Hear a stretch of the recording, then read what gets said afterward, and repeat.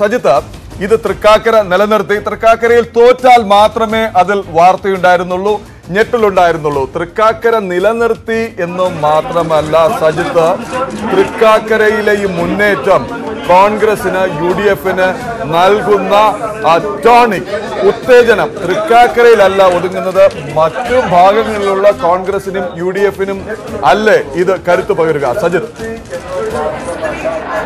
തീർച്ചയായും പ്രദീപ്, അതാണ് ഈ വിജയത്തിന്റെ പ്രത്യേകതയും. കാരണം ഒരു കുറഞ്ഞ ഭൂരിപക്ഷത്തിലുള്ള വിജയം ഉണ്ടായാൽ പോലും നേതൃത്വം ചോദ്യം ചെയ്യപ്പെടാമായിരുന്നു.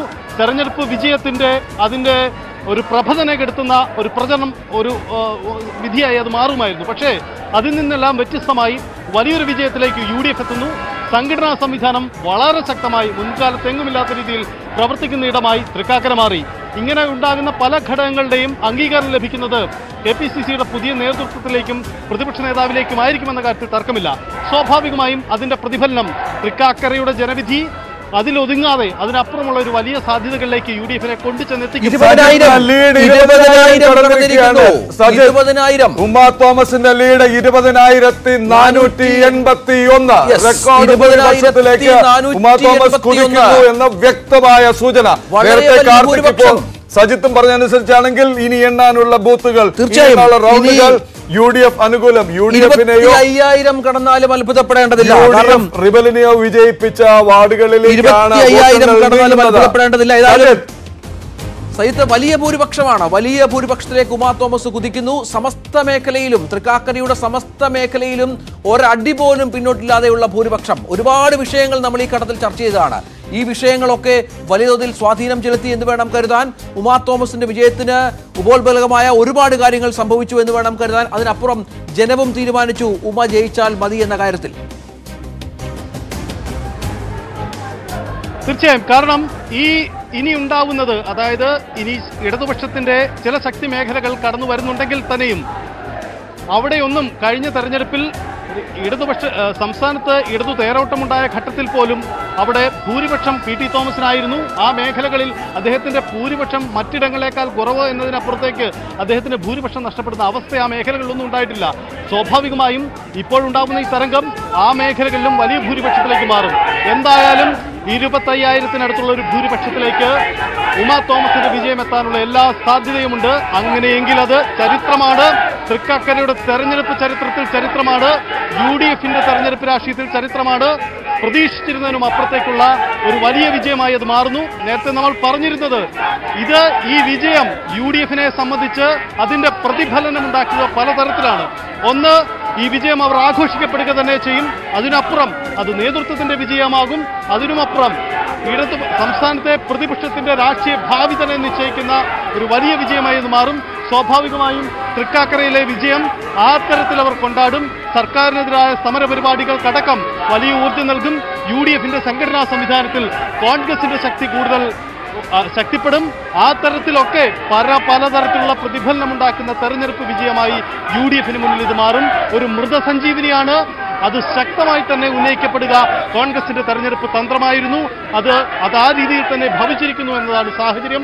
എന്തായാലും തൃക്കാക്കര എല്ലാ അർത്ഥത്തിലും UDF-ന്റെ വിജയമാണ്, അതിശക്തമായ വിജയമാണ്. സുധാകരൻ പറഞ്ഞു വെച്ചത് ഇതാണ് യഥാർത്ഥ കോൺഗ്രസ് എന്ന് K. സുധാകരൻ കണ്ണൂരിൽ നടത്തിയ DCC നടത്തിയ വാർത്താ സമ്മേളനത്തിൽ പറയുകയായിരുന്നു. സൈത്ത് പറഞ്ഞതുപോലെ കോൺഗ്രസിന് ഒരു മൃതസഞ്ജീവനിയാകുന്നു. വളരെ പ്രധാനപ്പെട്ട തെരഞ്ഞെടുപ്പിൽ സ്വപ്നതുല്യമായ വിജയം കോൺഗ്രസ് കരസ്ഥമാക്കുന്നു, UDF കരസ്ഥമാക്കുന്നു. കേരളമൊട്ടാകെയുള്ള UDF പ്രവർത്തനങ്ങൾക്ക് ഊർജ്ജമാകുന്നു. ഇത് മൃതസഞ്ജീവനിയാകുന്നു. പുതിയ നേതൃത്വം അത് തെളിയിച്ചു കഴിഞ്ഞിരിക്കുന്നു. ഇനിയുള്ള കോൺഗ്രസിന്റെ ഭാവി, ഇനിയുള്ള 4 വർഷങ്ങളെങ്കിലും സതീശനും സുധാകരനും കരുത്തരായി തന്നെ മുന്നോട്ട് പോകുമെന്ന് മനസ്സിലാകുന്നു. 11 മണിക്ക് VD സതീശൻ DCCയിൽ വാർത്താ സമ്മേളനം നടത്തുന്നുണ്ട്. അദ്ദേഹത്തിനും ചിലത് പറയാനുണ്ട്.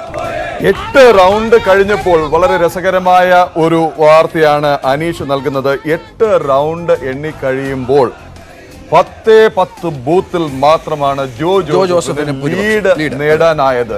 അത് വളരെ കൃത്യമായി കാണിക്കുന്നത് ഈ തെരഞ്ഞെടുപ്പിന്റെ, ഈ വോട്ടിന്റെ, ജനമനസ്സിന്റെ, ജനഹിതത്തിന്റെ യഥാർത്ഥ ട്രെൻഡാണ്. അപ്പോൾ നേരത്തെ കാർത്തിക്കും സജിത്തുമൊക്കെ പറഞ്ഞതുപോലെ തന്നെ തുടക്കം മുതൽ ഒടുക്കം വരെ ഒറ്റ ട്രെൻഡ്, ഒരേ വേഗം, ഒരേ കുതിപ്പ്. അക്ഷരാർത്ഥത്തിൽ അശ്വമേധം കോൺഗ്രസിനായി ഉമാ തോമസിന്റെ സർജിക്കൽ സ്ട്രൈക്കാണ് തൃക്കാക്കരയിൽ നാം കണ്ടുകൊണ്ടിരിക്കുന്നത്. ബിജെപിയുടെ വോട്ട് കൂടി നോക്കണം പ്രദീപ്. 8711 വോട്ടുകൾ മാത്രമാണ്. കഴിഞ്ഞ തവണത്തെ 15,000-ൽ തൊടാൻ സാധിക്കാത്ത തരത്തിലാണ് ബിജെപിയുടെ ഇപ്പോഴുള്ള നില. അത് 7 റൗണ്ട് പൂർത്തിയാകുമ്പോൾ കണക്കല്ലേ? അതെ, PC ജോർജ് വന്ന് വലിയ പ്രചരണം നടത്തി ഇട്ടുപോലും അത് എത്രത്തോളം അവരുടെ വോട്ട് നിലയെ സ്വാധീനിച്ചു എന്നുള്ളതൊക്കെ ഇനി കാത്തിരുന്ന് കാണേണ്ടി വരും. ഉറപ്പായും അതിൽ നിന്ന് ഒരു വോട്ട്, കഴിഞ്ഞ തവണത്തെ 15,000-ൽ നിന്ന് ഒരു വോട്ട് കുറഞ്ഞാൽ ബിജെപി നേതൃത്വം ഉത്തരം പറയേണ്ടി വരും. തീർച്ചയായും KPCCയുടെ മുന്നിലെ വിജയാഘോഷമാണ് ഇപ്പോൾ കാണുന്നത്. തിരുവനന്തപുരത്ത് വെള്ളയമ്പലം ശാസ്ത്രമംഗലം റോഡിലുള്ള ഇന്ദിരാഭവന് മുന്നിൽ പൂത്തിരി കത്തിച്ച് MS അനീഷ് കുമാർ വോട്ടെണ്ണൽ കേന്ദ്രത്തിൽ നിന്ന് ചേരുന്നു. അനീഷ്, കോൺഗ്രസ് നേതാക്കളുടെയും സ്ഥാനാർത്ഥിയുടെയും ഒക്കെ പ്രതീക്ഷയ്ക്ക് അപ്പുറത്തേക്കുള്ള കുതിപ്പല്ലേ അവിടെ കാണുന്നത്? എന്താണ് ഏറ്റവും പുതിയ വിവരങ്ങൾ? തീർച്ചയായും കോൺഗ്രസ് ക്യാമ്പിനെ പോലും അക്ഷരാർത്ഥത്തിൽ വെട്ടിക്കുന്ന രീതിയിലുള്ള ഒരു കുതിപ്പാണ് ഇപ്പോൾ ഉമാ തോമസ് കാഴ്ചവെക്കുന്നത്. 20,000 എന്ന മാന്ത്രിക സംഖ്യയിലേക്ക് ഭൂരിപക്ഷം കടന്നിരിക്കുന്നു.